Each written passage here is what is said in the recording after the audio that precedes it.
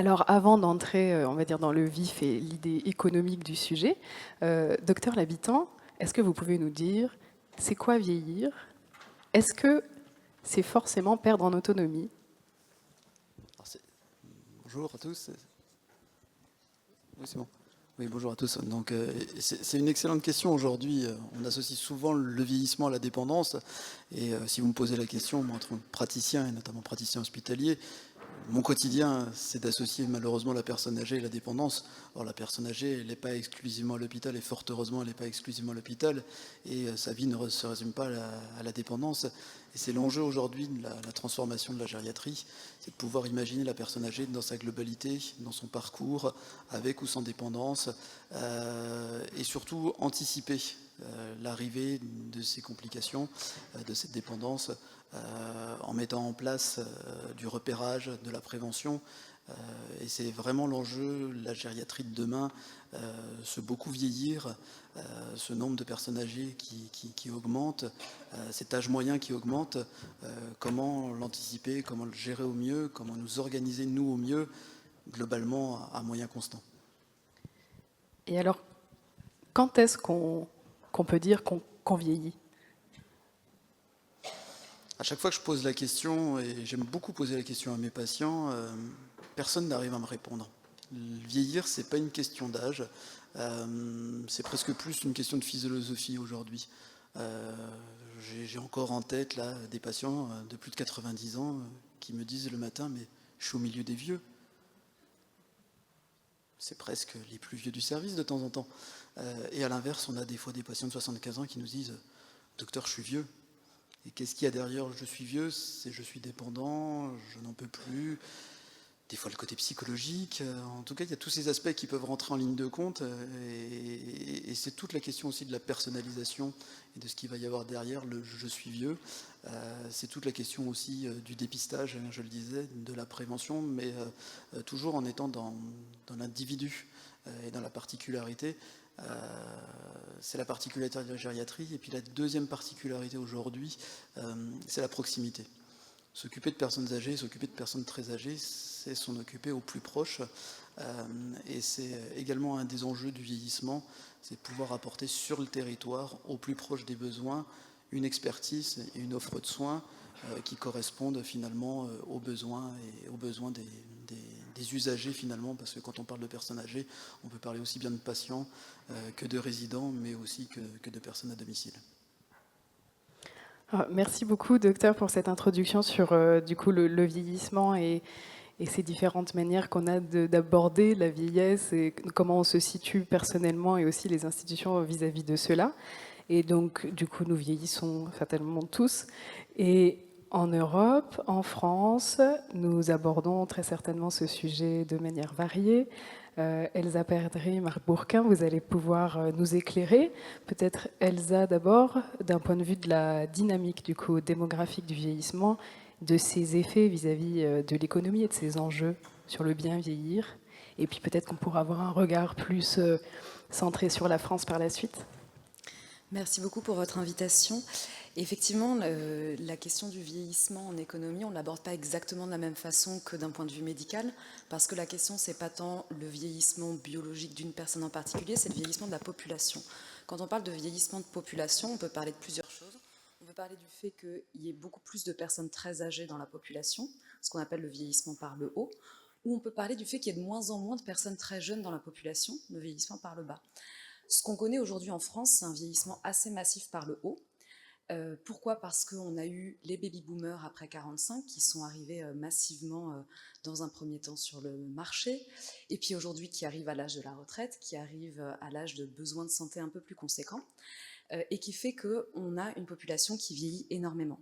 Ça, c'est un phénomène qui est commun à toute l'Europe, avec quelques petites variations démographiques, parce que certains pays ont eu des trous de cohorte du fait de l'histoire, notamment vis-à-vis de la guerre. Mais globalement, on a tous un vieillissement démographique par le haut, qui est la conséquence d'une très bonne nouvelle médicale, qui est qu'on a fait énormément de progrès et qu'on est capable de vivre en bonne santé pendant bien plus longtemps qu'avant. Pour donner un ordre de grandeur de ça, dans les années 60, on avait environ 20% de la population qui avait plus de 65 ans rapportait à la population qui avait entre 20 et 65 ans. Aujourd'hui, on est à 40%. D'un point de vue économique, pourquoi ça nous pose beaucoup de questions? Parce que tout notre modèle de protection sociale a été pensé autour de cet équilibre entre les classes en âge de travailler et les personnes âgées. Le système de retraite, vous en avez tous beaucoup entendu parler dans les médias, repose entre un équilibre entre ceux qui travaillent et qui cotisent pour ceux qui sont retraités. Donc, quand on pense à un système de protection sociale sur la base de 20% de personnes de plus de 65 ans par rapport aux personnes capables de cotiser pour cela, ce qui a été fait dans les années 45 quand on a mis en place notre modèle de sécurité sociale, on se retrouve aujourd'hui dans une situation complètement différente démographique et donc avec des conséquences sur la capacité à répondre aux besoins de la population en termes de santé qui est assez conséquent. Donc la principale question que se pose absolument toute l'Europe, et c'est le dessus, même s'il y a des variations légères, l'Europe de l'Est tend à être un petit peu plus jeune que l'Europe de l'Ouest par exemple, c'est un point commun. Maintenant la question ça va être comment on fait pour répondre à ça. Il n'y a pas 36 000 solutions. Soit on dit qu'on augmente complètement les cotisations et on pose une pression financière beaucoup plus importante sur ceux qui arrivent sur le marché du travail aujourd'hui, soit on dit qu'on diminue les bénéfices et l'accès aux soins, ce qui n'est absolument pas une solution souhaitable. Et donc la solution qui nous reste, c'est un peu ce dont on a parlé toute la journée aujourd'hui, c'est comment on fait pour, malgré les contraintes qu'on a, continuer à former, rendre attractif la profession, essayer de la rendre plus efficiente pour pouvoir continuer à répondre le plus possible aux besoins de la population. Merci beaucoup. Du coup, Marc, pour peut-être un regard sur nos pratiques en France et puis les enjeux, la manière dont c'est abordé. Oui, alors effectivement, la traduction concrète de ce grand vieillissement, c'est qu'il intervient, mais elle l'a dit, on est déjà un peu habitué à la croissance de cette population par le haut, pour reprendre cette terminologie. On va avoir une accélération de ce phénomène, puisqu'on aura, je trouve que c'est bien de donner en valeur absolue, on aura à peu près 1,5 million de personnes de plus de 85 ans supplémentaires dans les 20 ans qui viennent. C'est quand même très considérable. Mais ça a été dit, toutes ces personnes ne vont pas être en perte d'autonomie, mais une partie d'entre elles le seront. Peut-être 4 à 500 000. Mais dans le même temps, et c'est là le défi majeur d'attractivité, et là pour nos métiers, c'est que les générations, la traduction de la nouvelle phase de vieillissement que nous connaissons, c'est-à-dire la réduction de la natalité, qui est un phénomène relativement sous contrôle, c'est relativement récent en France. Mais là, ça prend de l'ampleur. Ça veut dire que le challenge auquel on va être confronté, c'est bien de dire, on va avoir besoin de plus de professionnels pour l'accompagnement, dans des cohortes de jeunes professionnels qui, eux, vont se réduire. Et puis alors, là, il y a un fantasme qui est c'est pas compliqué. Alors fantasme positif ou négatif, c'est dire de toute manière la solution ça sera de recourir à l'immigration. Oui, il faudra. 2, ça va être de plus en plus difficile. Et il y a un piège dans lequel il faut surtout pas tomber, c'est penser que l'immigration pourrait éviter l'effort d'attractivité. Ça serait un piège dramatique. Je le dis parce qu'il y a quand même des secteurs de l'économie française où on est tombé dans ce piège. Il faut d'autant plus l'éviter que si on regarde la baisse de la natalité, c'est quand même un phénomène absolument mondial. Et que dans 15-20 ans, puisque là on raisonne à 10, 15, 20 ans, c'est pas du tout certain que tout le monde se précipite pour venir travailler dans notre secteur autonomie grand âge. Donc vous voyez, il y a quand même cela, et donc cette attractivité, je m'arrête là, elle va passer par le sujet de la rémunération. Il y a des efforts qui ont été faits, mais il faut continuer. Mais elle va aussi passer par donner des signaux sur la valeur sociale de ce travail. Et ça passe pas seulement, ça passe par la rémunération, mais pas que, ça passe aussi par la promotion professionnelle et par l'autonomie donnée aux professionnels dans le travail. Moi, je crois vraiment beaucoup à ça, et c'est parce que ça permet de montrer la cohérence de cette journée de réflexion. Ça passe aussi par l'usage des nouvelles technologies. Parce que envoyer le message que ces nouvelles technologies, que le secteur du grand âge, c'est un secteur où on les utilise intelligemment, non pas pour remplacer l'humain, mais pour valoriser le travail humain, moi je pense que c'est un levier très important. On reviendra peut-être après sur les aspects plus programmation, sauf si tu veux que je les aborde tout de suite, mais voilà. Alors, j'y vais sur la programmation. Juste un mot, parce que là, ça va être un peu plus piquant, mais on a quand même un vrai problème. C'est-à-dire que les choses sont posées, la démographie est à peu près une science exacte, pas intégralement, mais enfin quand même, ces chiffres, on les connaît. Et alors, je me permets, hein, il y a 2 jours, on a été réunis par la ministre chargée de l'autonomie. On a eu une présentation de l'adresse. Les chiffres que je vous donne, je les ai attrapés dans la présentation qui a été faite par la direction de la recherche, donc ils sont incontestables. Et en face, il n'y a aucun plan. C'est-à-dire qu'il n'y a nulle part de dispositif de programmation de ces solutions supplémentaires. Ce n'est pas des places d'EHPAD, hein. Restons juste en généralité de solutions. Il faudra à peu près 350 à 400 000 solutions supplémentaires d'ici 2040, un peu plus même d'ici 2045. Il n'y a pas de plan. Alors, on sait très bien pourquoi il n'y a pas de plan, et puis ça, peut-être qu'on y reviendra après, c'est parce qu'il n'y a pas de financement pour cela, et là, il va quand même falloir faire preuve d'imagination et pas continuer à faire, en gros, ce qu'on fait, c'est se mettre comme l'autruche, la tête dans le sable, parce que toutes les autruches qui ont fait ça ont été mangées par les lions. Merci beaucoup, À voir Marc. comment on évite le lion. Et alors, du coup, nous vieillissons tous. En Europe, le vieillissement augmente, la démographie du vieillissement augmente dans des proportions peu ou prou similaires. Nous faisons des choix qui ne sont pas forcément ceux qui sont les plus appropriés aujourd'hui pour répondre à nos besoins en France. Peut-être pour des raisons de gouvernance ou une approche différente de la prévention. Elsa, si tu veux, ou Marc, continuer. Oui, alors juste avant, pour rebondir sur les propos de Marc, c'est vrai que la démographie, elle pose la question en termes de besoins de soins. Elle pose aussi la question en termes d'offres, parce que s'il y a moins de jeunes en âge de travailler, il y a forcément moins de personnes qui vont se mettre à travailler dans le secteur médico-social. Et donc, elle pose la question de l'attractivité. Une partie des solutions à ça, en termes de politique publique, elle consisterait aussi à décloisonner les différents aspects des politiques et ne pas considérer que la santé ne doit aller chercher que les solutions via le ministère de la Santé et la capacité d'action du ministère de la Santé. Quand on regarde par exemple les médecins libéraux, on sait qu'aujourd'hui il faut 1,2 médecin pour remplacer un médecin qui part à la retraite. Une partie de l'explication à ça, c'est qu'il y a de plus en plus de femmes qui sont médecins. C'est quelque chose dont on peut que se réjouir. Mais étant donné que ces femmes, elles ont les mêmes contraintes sociales qui pèsent sur elles en termes d'éducation des enfants, de prise en charge, elles choisissent de travailler moins parce qu'elles sont soumises à des contraintes assez conséquentes. Une solution pour permettre aux médecins de travailler à temps plein le mieux possible, c'est aussi de repenser toute notre politique de prise en charge de la famille, toute notre politique d'accompagnement des familles. Donc ça, c'est un exemple. Un autre exemple, c'est aussi la formation. On parlait de l'attractivité du métier. Quand on a des formations qui sont très compliquées, qui sont financièrement difficiles d'accès, qui sont très sélectives, potentiellement, on empêche une partie de la population qui pourrait être intéressée par ces métiers de s'y intéresser et de s'y investir. Donc rendre plus attractifs les formations, donner plus de moyens pour les formations, c'est quelque chose qui ne dépend pas directement du ministère de la Santé et qui pourtant fait partie des solutions qui existent sur la question de l'offre médicale en France. Donc ça, c'était pour rebondir sur le propos d'avant. La question de la coordination dans les soins, c'est quelque chose qui est aussi très important parce que on se dit que si on a une meilleure coordination des soins, ça permet une meilleure prévention, un meilleur état de santé de la population. Ça peut permettre aussi peut-être d'avoir des coûts en termes de ressources de soignants un peu moins importantes.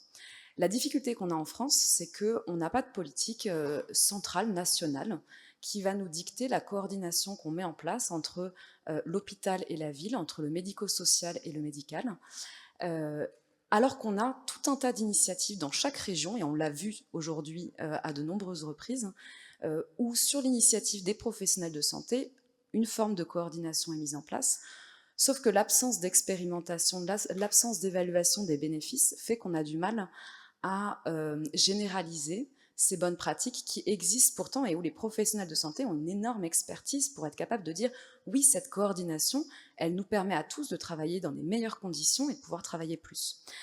En Pays-Bas, on a quelques expérimentations qui ont été faites sur la coordination des soins, où ils ont fait des coordinations de parcours de soins spécifiques, en particulier pour des pathologies chroniques comme le diabète, et où ils ont été capables de démontrer que la meilleure coordination du parcours de soins d'une personne qui est atteinte d'un diabète permet une prise en charge avec beaucoup moins de complications, beaucoup moins d'hospitalisation. Quand je vous dis ça, je pense que pour beaucoup d'entre vous, c'est une évidence, parce que c'est votre réalité de terrain.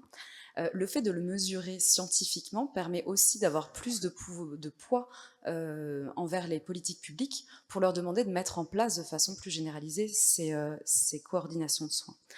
L'autre élément aussi qu'on peut prendre des Pays-Bas dessus, c'est qu'aux Pays-Bas, les médecins en ville ont une patientèle qui leur est allouée, qui est encadrée, et ils ont la responsabilité de suivre la totalité du parcours de soins du patient.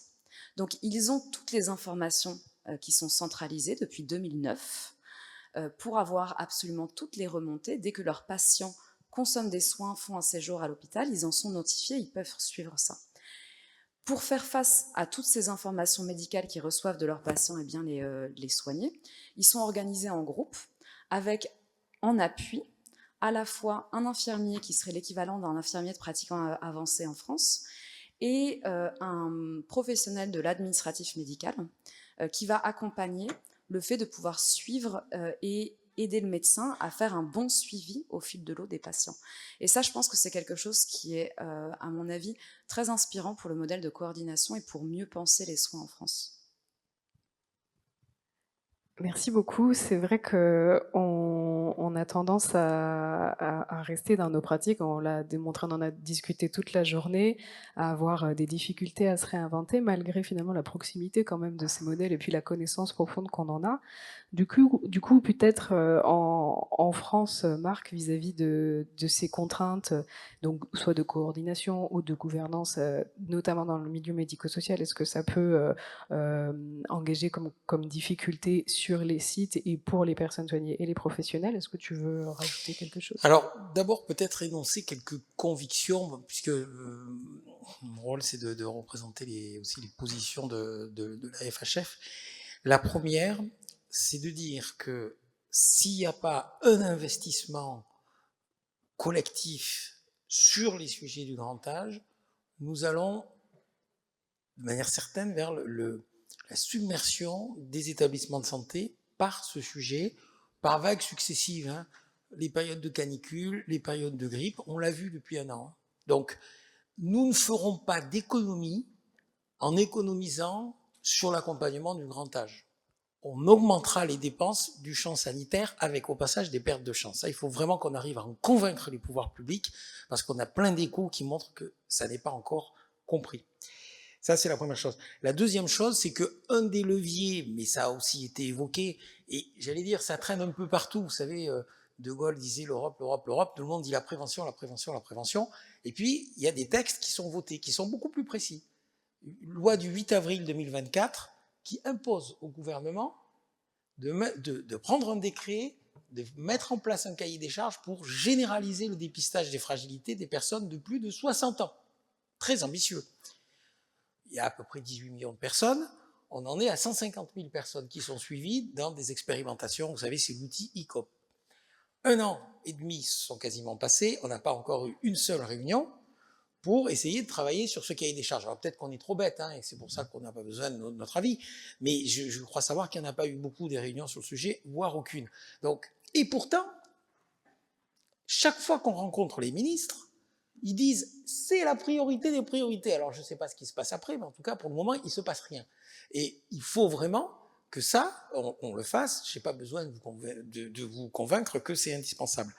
Et puis un dernier point sur les questions de gouvernance. Petit proverbe, alors à l'origine il est russe, mais on va dire ukrainien. Quand il y a 2 cuisiniers, il n'y a rien à manger. Or dans le médico-social, quand il y en a 2, on est content. En général, il y en a plus que 2. Donc il faut trancher ces questions. Et là, je vais prendre parti sur les établissements médico-sociaux dont il faut faire des plateformes de services et pas seulement des lieux d'hébergement physique. Il faut donner la main en termes de gouvernance aux agences régionales de santé. Et puis, il faut discuter sur la question du domicile, parce que le sujet est complexe. Mais sur les EHPAD, il faut régler cette question. Je pense qu'on va y arriver, mais on en est encore loin, vous le voyez tous dans votre quotidien. Et puis, par contre, il faut que la planification, qui aujourd'hui est complètement disjointe entre l'ARS qui fait son PRS et puis les schémas départementaux, ça par contre, il faut que ça devienne conjoint, avec les moyens de financement, et arriver d'avoir des documents qui ne se... arrêter d'avoir, des documents qui ne se parlent pas. Et puis, troisième point, par contre, alors ça c'est une conviction, tout ce qui concerne, et Elsa l'a évoqué, l'environnement de la politique publique, les questions d'isolement, les questions d'accompagnement au quotidien, de transport, etc. Alors, moi, je pense que c'est dans la proximité, dans la communauté d'agglomération, que ça doit pouvoir s'organiser. Voilà quelques pistes, peut-être aussi pour faire réagir et lancer le débat. Merci beaucoup. Vous l'avez abordé rapidement, Elsa, et peut-être que vous pouvez nous donner des exemples un peu plus concrets sur les modèles de financement de l'autonomie, de la dépendance, qui ne sont pas les mêmes. Les choix ont été faits parfois antérieurement, parfois récemment, et ne sont pas ceux que l'on fait chez nous. Est-ce que vous pouvez nous éclairer ? Effectivement, une des conséquences également du vieillissement démographique, c'est l'apparition de nouveaux besoins. Donc le besoin d'accompagnement sur la perte d'autonomie des personnes âgées quand elle arrive. On a 3 grandes familles de modèles qui ont été adoptés en Europe, parce que c'est un point commun à toute l'Europe d'avoir voulu trouver un moyen de financer et d'accompagner les personnes âgées en perte d'autonomie. On a un grand système assurantiel, c'est l'exemple de l'Allemagne. Ils ont mis en place une assurance obligatoire. Toutes les personnes sur le marché du travail cotisent, exactement comme ils cotisent pour l'assurance maladie ou la retraite, pour une branche de la dépendance. Et une fois que les besoins surviennent, ils ont accès à une allocation qui a un fonctionnement un peu similaire de l'allocation personnalisée d'autonomie, bien que le financement repose sur un système complètement assurantiel et pas allocatif. Un élément aussi assez intéressant sur le modèle allemand, c'est la prévention, parce qu'on le disait, la question de prévenir la survenue de la dépendance, c'est un aspect assez important. En Allemagne, le système de prise en charge de la dépendance, l'allocation assurantielle dépendance, prévoit des visites régulières pour anticiper les besoins d'adaptation du domicile. Donc typiquement, la mise en place de barres d'appui potentiellement, ou le fait de supprimer des marches, ou de permettre à la personne de réfléchir au fait que son logement potentiellement ne sera plus adapté dans 5-10 ans. Ça permet d'éviter, quand la personne a un accident de santé, qu'elle se retrouve à l'hôpital, qu'elle n'ait aucune solution de retour à domicile juste parce que son logement n'était pas adapté. Donc ça, c'est quelque chose qui est assez intéressant. Après, ce système assurantiel qu'on a pendant très très longtemps vanté comme étant extraordinaire en Allemagne, il est confronté aujourd'hui à des gros problèmes de soutenabilité financière. Donc on commence à se dire que finalement, ce système assurantiel, il est un peu compliqué, parce qu'il repose à nouveau sur un équilibre très important à trouver entre les personnes en âge de travailler et les personnes avec un besoin de prise en charge de leur dépendance. Et que, en plus de cela, on est sur des dépenses qui sont des montants assez conséquents. Donc en termes d'assurance, on se dit qu'il est simple de protéger un risque rare de dépenses élevées, mais protéger un risque qui n'est plus du tout un risque une fois que la dépendance survient, on sait qu'il est très rare de revenir complètement en arrière. Et c'est des dépenses qui sont assez élevées et qui vont durer pendant longtemps. Donc le couvrir de façon assurantielle, c'est un peu compliqué. Aux Pays-Bas, ils ont choisi une autre solution qui consiste à intégrer totalement à leur système d'assurance maladie la prise en charge de la dépendance, et donc considérer que l'aide à la toilette quand la personne est dépendante fait partie de l'assurance maladie. C'est un système qui marche pas trop mal pour le moment d'un point de vue de l'équilibre financier aux Pays-Bas, mais le Pays-Bas est un pays qui n'a pas exactement la même situation économique. Donc même s'ils ont une démographie assez proche, ils ont des ressources économiques qui sont un peu différentes et qui font que le modèle est difficilement transposable au cas français. Le cas français, ça a été de choisir d'ajouter des briques en permanence. Donc on a les infirmiers à domicile qui peuvent être financés par la sécurité sociale, on a l'allocation personnalisée d'autonomie qui est financée par le département, on a certaines déductions fiscales pour l'aide à domicile qui sont financées par un impôt sur le revenu, avec tout ça qui crée énormément d'inéquité en France, et il faut en avoir conscience que, par exemple, le système de déduction fiscale est aujourd'hui très inéquitable parce qu'il favorise complètement ceux qui ont des revenus élevés. Et donc le besoin d'harmonisation et de trouver un modèle est encore quelque chose en question. L'élément aussi assez central, c'est que dans ce qu'on a peu expérimenté en Europe, c'est de considérer la dépendance comme une partie de la pension de retraite. Alors qu'en termes de risque, c'est assez proche. C'est quelque chose qu'on va avoir besoin quand ça survient jusqu'à la fin de sa vie. Donc ça pourrait être une piste à développer. Et l'autre piste à développer, mais qui est politiquement assez peu acceptable, alors que financièrement et économiquement, c'est quelque chose qui pourrait être complètement viable, c'est d'accepter de taxer un petit peu plus l'héritage. Merci beaucoup. Est-ce que sur notre système de financement en France, tu as peut-être des pistes en cours ou des précisions à nous apporter? Oui, moi d'abord je souscris au fait qu'on a quand même un sujet qu'on pourrait, enfin la description qu'Elsa vient de faire, elle est claire, on a un système qui est extrêmement compliqué. Alors ça ne veut pas dire que c'est archi simple ailleurs, hein, mais quand même, en réalité, on ne sait pas qui paye quoi. Pas plus tard que hier, j'ai eu un échange un peu vif avec un économiste qui me disait mais c'est pas de public, ça coûte cher, etc. Bon, les déductions fiscales, on n'avait jamais entendu parler. Enfin, en réalité, les décideurs publics ne savent pas ce que coûtent les prises en charge en général quand ils prennent la décision, pour la bonne raison que les charges et les recettes ne vont pas dans les mêmes caisses avec des flux qui sont très compliqués. Et je vais même dire quelque chose qui est contre-intuitif, mais dire le soutien à domicile, ça coûte moins cher, c'est assez largement faux. Ça ne veut pas dire qu'il ne faut pas développer le soutien à domicile, il ne faut surtout pas me faire dire ce que je n'ai pas dit, mais il ne faut pas dire on va développer le maintien à domicile parce que ça coûte moins cher. La réponse, c'est que ça dépend. Et que quand la dépendance est très forte, ça n'est pas vrai que ça coûte moins cher. Donc ça, c'est un élément. Et peut-être sur les pistes, alors moi je pense vraiment qu'il faut qu'il y ait un débat sur ce sujet. C'est-à-dire que là, on est vraiment au pied de la montagne, même si le terme est un peu simplifié, et on arrive, le cycliste, j'aime bien le vélo, il arrive, il n'a pas déjeuné. On est à moins 3 milliards de tendanciel sur la branche autonomie, et on lui dit il faut monter le Ventoux. Non, il ne va pas y arriver, il faut absolument lui donner du carburant. Et effectivement, là, les choses sont sur la table. Est-ce qu'il faut recourir à de la ressource publique supplémentaire pesant sur le travail? On ne pourra pas, mais oui, il y a des pistes sur le patrimoine. Je rappelle que le revenu des Français est assez stagnant, mais pas les patrimoines. Les patrimoines, ils ont énormément augmenté. Alors, est-ce que c'est absurde de demander un peu là-dessus? Là, il y a une piste. La piste assurantielle, alors nous, pour le moment, on n'y est pas allé dessus. Est-ce qu'il ne faut quand même pas la regarder un petit peu aussi? Mais en tout cas, il faudra le courage politique de... Alors, je pense qu'il ne se passera rien d'ici 2027, mais là, en 2027, c'est le dernier moment où il peut y avoir un débat national, alors au moment des présidentielles ou un peu après, pour dire, on se donne des outils de financement nouveaux face à un risque...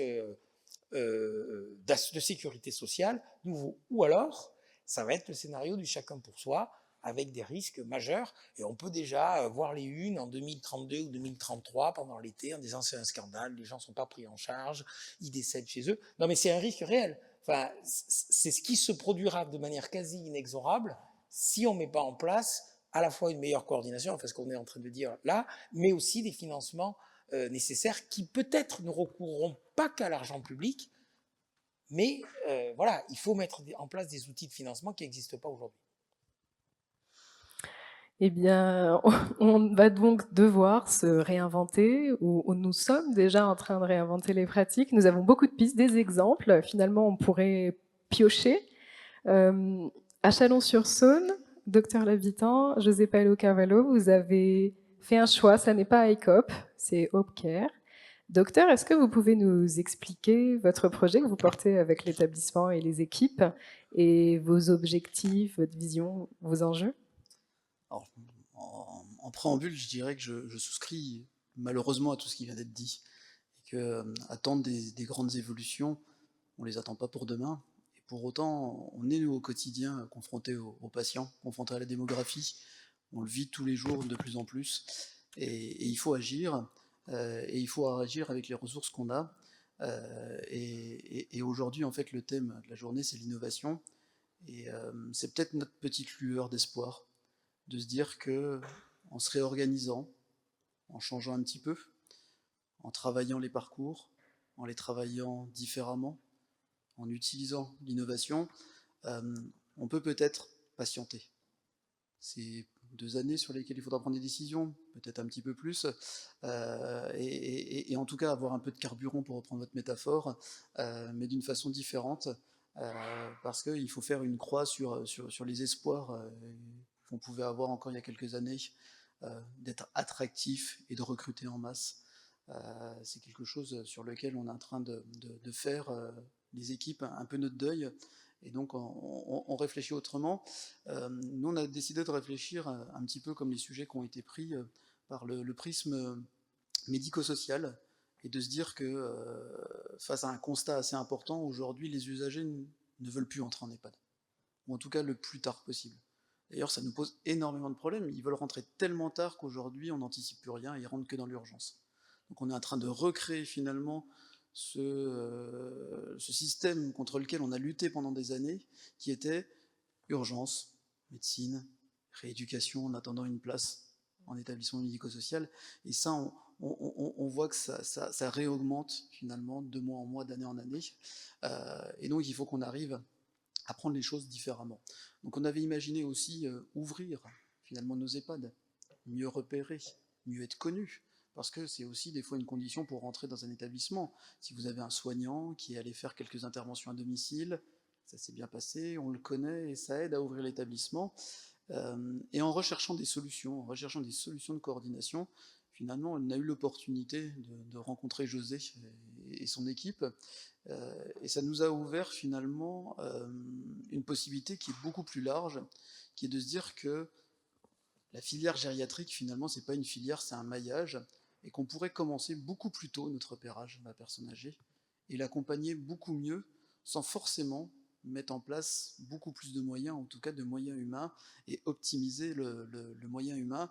Et c'est tout l'enjeu finalement de cette organisation aujourd'hui, j'allais dire réorganisation, mais cette organisation qui est de sortir finalement de cette prévention secondaire, cette prévention tertiaire exclusive qu'on fait aujourd'hui, et d'essayer d'apporter finalement de la coordination, du repérage et de la prévention primaire. Et alors concrètement, comment c'est quoi le dispositif? Comment ça marche? Quelle population? Pour introduire, je vais expliquer un petit peu ce qu'est Opcare. Opcare est né dans une expérience personnelle. Ma mère a été diagnostiquée avec sclérosis amyotrophique. C'est-à-dire qu'il y a aussi diagnostiqué 2 années de vie.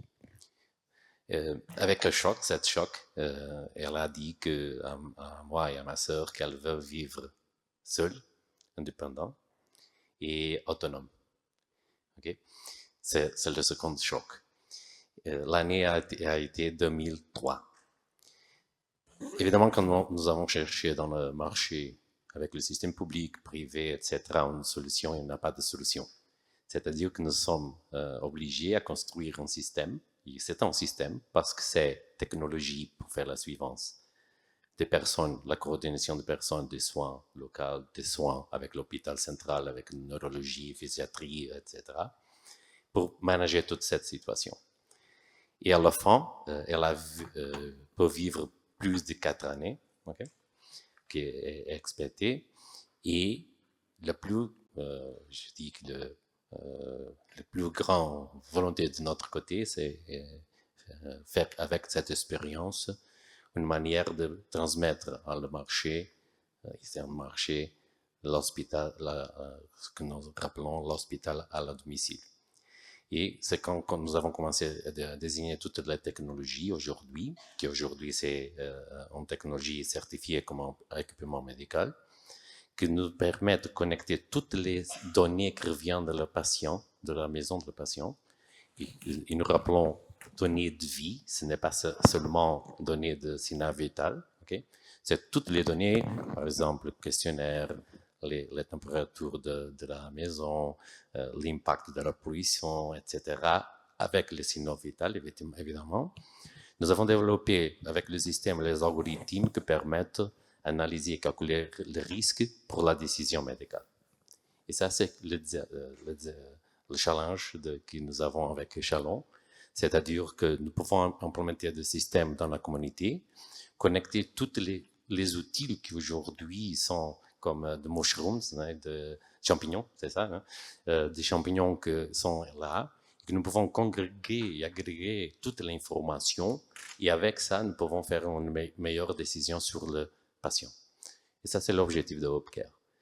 La seconde chose qui revient de ma mère, c'est que avec ça, le patient peut choisir. Okay, c'est très important. La seconde, avec technologie, nous pouvons donner un nouveau niveau d'accès à la santé. Parce que avec ça, ce n'est pas on choisit pour aller à l'institution. Il y a des outils qui nous permettent de rester à la maison et avoir l'accès avec sécurité, évidemment, à les soins. C'est ça. Merci pour la présentation de votre technologie et la naissance du coup de l'outil. Concrètement, à Chalon-sur-Saône, comment ça va se déployer et quelle est votre cible, vos objectifs, on va dire les premiers, et puis sur le moyen terme? Alors, concrètement, aujourd'hui, nous, on est en train de réfléchir à adosser finalement la solution à notre organisation. Il faut que la solution, elle aide l'organisation et pas l'inverse. C'est un peu un défaut qu'on a de temps en temps aussi, c'est en tant que praticien, je parle souvent avec mes collègues, on recherche toujours la solution magique qui va répondre à finalement notre quotidien. Ça ne fonctionne pas, et puis des fois on nous présente des solutions sur lesquelles il faudrait tout transformer. Et ça non plus, ça ne fonctionne pas, et donc il faut réussir à trouver un équilibre et un juste milieu entre finalement l'organisation, le besoin, et on en a parlé tout à l'heure, mais le besoin est primordial, le besoin de l'usager, pas forcément que le besoin du professionnel, le besoin de l'usager, et prendre en compte l'existant. Finalement, comment est-ce qu'on arrive à moyen constant à gagner du temps sur certains aspects pour pouvoir produire d'autres choses et des nouvelles choses qu'on ne fait pas aujourd'hui. Donc nous, on a vraiment réfléchi HopeCare comme un outil finalement d'organisation et de planification des parcours. De pouvoir évaluer, de faire une première évaluation, et ça pourrait être un objectif aussi de repérage de cohortes. Aujourd'hui, la solution l'a déjà fait au Portugal, et c'est vraiment une solution qui nous intéresse, de pouvoir avoir une cohorte importante de patients et finalement avoir un entonnoir qui se réduit pour pouvoir être sûr que le patient qui est en face de nous, il a vraiment besoin de nous. Et ça, c'est vraiment quelque chose de primordial aujourd'hui dans l'organisation, sinon on va être très rapidement débordé. La deuxième chose, c'est que les patients, aujourd'hui, on sait les suivre dans nos organisations, mais ensuite on les perd de vue. C'est l'organisation qui le veut, et c'est très bien. On les confie à nos confrères de ville, on les confie à leurs professionnels libéraux, pharmaciens, infirmiers. Et puis finalement, quand je discute avec mes collègues des CPTS, les pharmaciens, des fois nous disent « Nous, ça fait 2-3 mois qu'on voyait bien que la personne, elle se dégradait. On a essayé de faire remonter l'information, et puis personne l'a eu. » Puis c'est pas étonnant que vous l'ayez dans votre service en passant par les urgences. Nous, on le savait. Les infirmiers nous disent la même chose. Le médecin traitant nous dit moi, j'avais pas été prévenu, et quand j'ai renouvelé il y a 3 mois, il allait bien. Et on se rend compte qu'en fait, on perd les gens de vue, et que, alors même qu'on les a suivis, on les a diagnostiqués, on les retrouve dans des situations qui sont catastrophiques. Et HopeCare, c'est peut-être la solution, c'est d'avoir des signaux qui ne sont pas que des signaux de santé. José le disait, repérer la température d'un logement. Si on sait que le logement descend en dessous de 15 degrés, il y a un risque d'infection respiratoire qui est majeur. On peut peut-être alerter plus tôt, et en tout cas prendre en soin plus tôt la personne et d'éviter ces dégradations. Et c'est ce qui nous intéresse aujourd'hui, parce que si on réduit le nombre de besoins d'hospitalisation, si on raccourcit les hospitalisations aussi, avec un meilleur suivi, on arrivera à moyen constant à répondre à plus d'offres, et c'est vraiment tout l'enjeu de cette réorganisation. Donc on va commencer simplement avec un premier parcours qui est le repérage, le dépistage de la fragilité et l'intégration dans un parcours coordonné ville-hôpital. C'est notre première étape, mais ça nous fait émerger plein d'envie et plein de parcours. Et je rebondirai sur ce que vous avez dit tout à l'heure. On a envie aussi d'apporter un niveau de preuve comme ce qui est fait aujourd'hui sur certaines pathologies. Vous avez pris l'exemple du diabète, mais on le sait sur la BPCO, sur l'insuffisance cardiaque. Il y a des nombre d'articles et d'études qui ont été faites sur ces suivis, mais on est toujours sur des pathologies. Et nous, on espère pouvoir aujourd'hui le faire sur des patients, sur de la cohorte, sur de la polypathologie, et cette solution qui est globale, qui dépasse des données médicales de saturation, de température, de tension artérielle, et qui prend en compte finalement la globalité, qui intègre aussi les dents de la solution. C'est pour nous finalement une solution qui s'apparente à l'organisation de la gériatrie, qui est vraiment cette prise en soin pluriprofessionnelle et interprofessionnelle. Et c'est tout l'enjeu finalement d'allier notre organisation à celle des parcours et à celle du quotidien grâce à l'innovation. Oui, bien sûr. C'est juste pour ajouter que je trouve que le parcours des personnes âgées joue un peu un rôle de catalyseur des impensés de notre système de santé, et que typiquement, qui coordonne les soins et qui est le responsable de la coordination des soins, le fait que ce soit complètement impossible d'enlever cette fonction de coordonner ces soins, c'est une vraie question qui est valable pour absolument toute la population, et pas uniquement les personnes âgées, mais qu'on commence à identifier comme étant problématique et manquant à notre système, parce qu'on a de plus en plus de personnes âgées. Actuellement, qui est-ce qui fait la coordination des soins? C'est le patient lui-même quand il est en mesure de le faire, c'est ses proches. Et alors quand il commence à ne plus être en mesure de le faire, ou quand ses proches ne sont pas en mesure de le faire pour lui, eh bien d'un coup, il n'y a plus rien.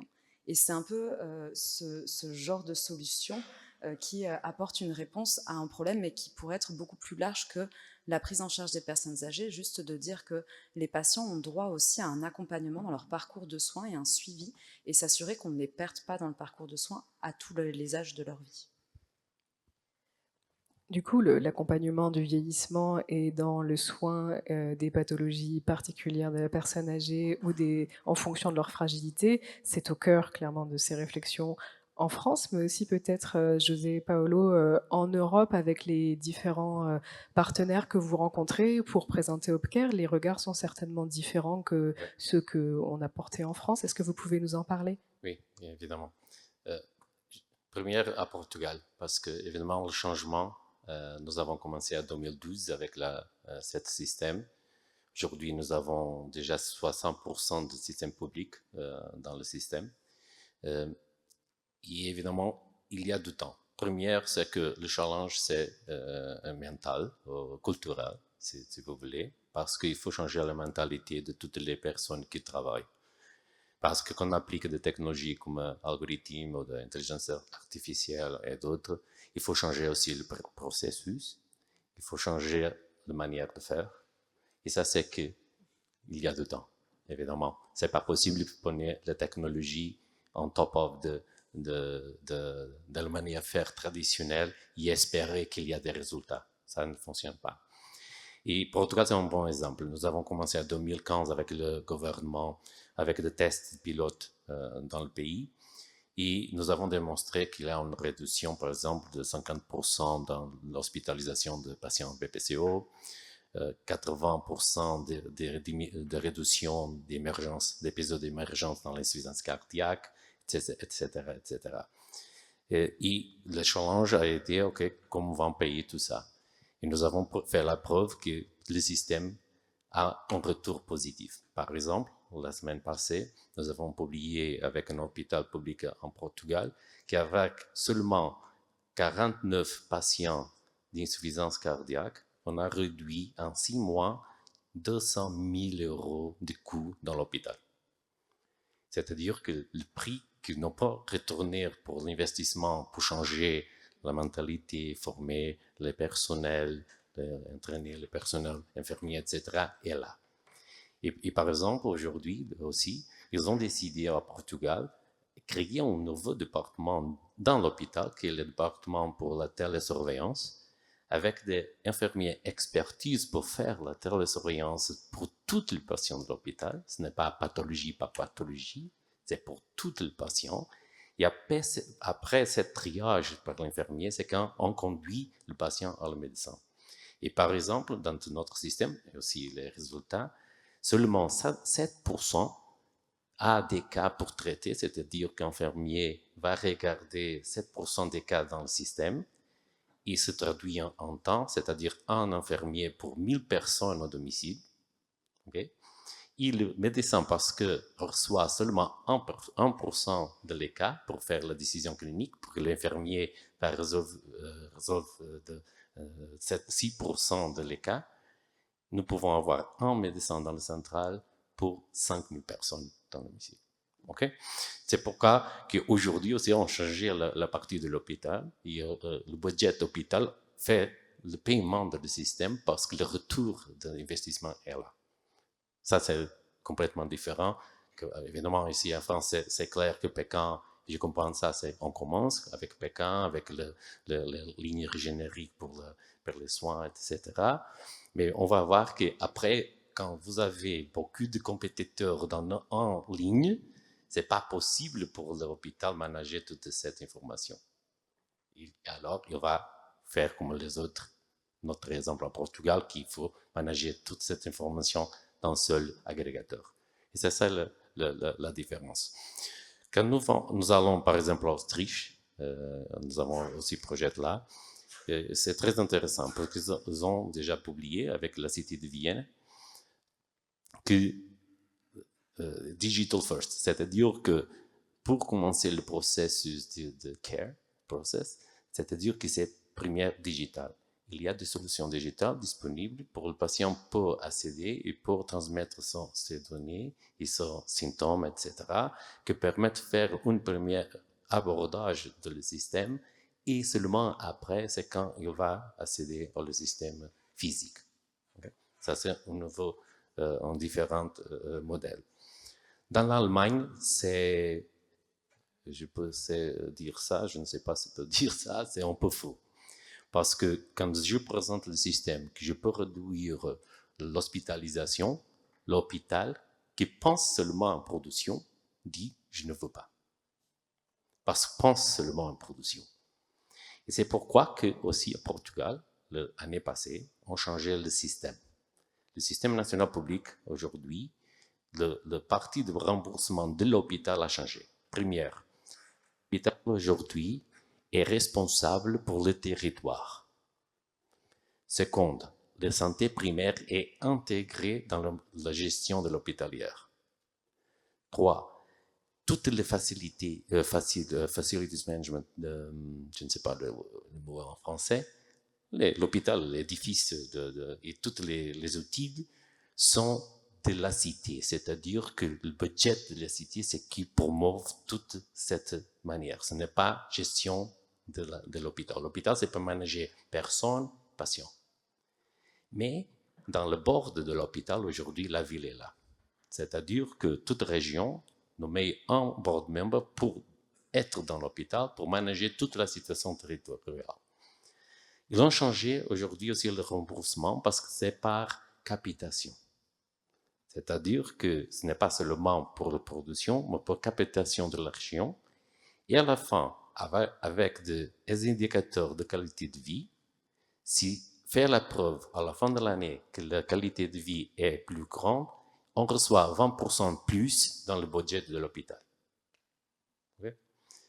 Alors, on a commencé l'année passée, c'est une révolution évidemment, il y a contre, pro, etc., mais le changement est là. Nous avons, par exemple, je pense que c'est un choc ici, mais par exemple, on a extingué toutes les ARS, parce que maintenant c'est l'hôpital. Nous avons créé un nouveau département, que c'est la Direction générale de santé, qui est indépendant du ministère de santé, c'est-à-dire que tout le management aujourd'hui, c'est professionnel. Il continue indépendamment de le gouvernement. C'est-à-dire que le gouvernement définit la stratégie, le budget, mais après, tout le management c'est fait par cette direction générale. Alors, c'est une révolution. Et ça permet, évidemment, l'exemple, d'implémenter des solutions comme les autres, pour que s'il y a un impact direct dans la qualité de vie et réduction de coûts dans l'hôpital,